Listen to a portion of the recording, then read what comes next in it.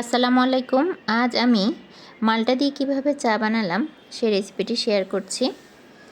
তো যারা চা প্রেমী তারা অবশ্যই এই মাল্টা সিজনে মাল্টা দিয়ে চা বানিয়ে খাবেন।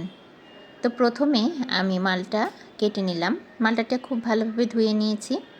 ওপরের অংশটা অর্ধেকের থেকে একটু কম পরিমাণ করে কেটে নিতে হবে। আমি আজকে চা বানানোর ক্ষেত্রে ওপরের অংশটাই চা বানানোর কাজে ব্যবহার করব। তা আমি একটি ছুরির সাহায্যে মালটার এই ওপরের অংশটি এমনভাবে ছাড়িয়ে নেব যাতে মালটার খোসার অংশ এর সাথে লেগে না থাকে। খুব সাবধানে এই কাজটি করব। তো একটি ফ্রাই প্যান বসিয়ে দিলাম চুলায়। এখানে প্রায় 2 কাপ চা এর জন্য 2 কাপ পানি দিয়ে দিলাম।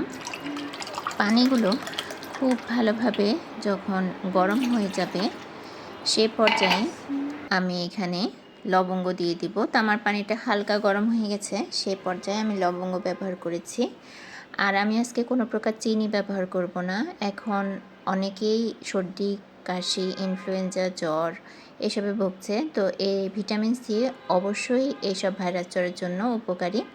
এই কারণে আমি এখানে লবঙ্গর সঙ্গে মধু আর ওই খোসা থেকে ছাড়িয়ে নেওয়া মালটার অংশটি ফুটন্ত গরম পানির মধ্যে দিয়ে নিলাম। মালটা লবঙ্গ মধু খুব ভালোভাবে পানির সাথে 3-4 মিনিট আমি খুব ভালোভাবে বলক তুলে নিব। আমি এখানে কোনো প্রকার চা পাতা এখন ব্যবহার করব না।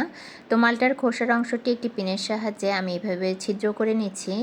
যদিও পিনের সাহায্যে ছিদ্র করে নিলে ফুটাগুলো অনেক ছোট হবে, তো আমি বড় পিন দিয়ে পরে আরও ফুটা করে নিয়েছিলাম।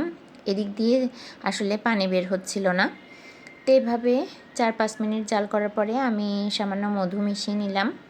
এরপরে মালটার খোসার অংশটি যেখানে যে কাপে বা যে মগে আমি সার্ভ করব সেখানে বসিয়ে দিলাম। আর ওপরে সামান্য একটু চা পাতা দিলাম। প্রায় 1 চামচের মতো চা পাতা আমি এখানে ব্যবহার করেছি 1 কাপের জন্য।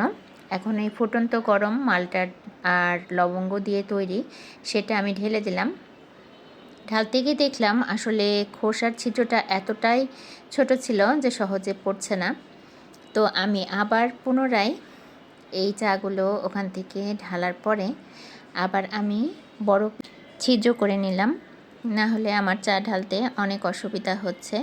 এই তো দেখেন এখন ছিদ্র বড় করাই খুব সহজে আমি আমার কাপে বা মগে চা খুব সহজে ঢেলে নিতে পারলাম। তো এই তো হয়ে গেল আমার খুব মজার স্বাদের মালটা চা। একবার ট্রাই করবেন কেমন লাগে খেতে।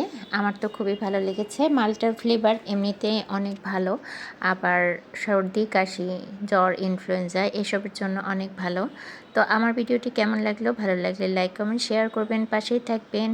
সবাই ভালো থাকবেন। আল্লাহ হাফেজ। আসসালামু আলাইকুম।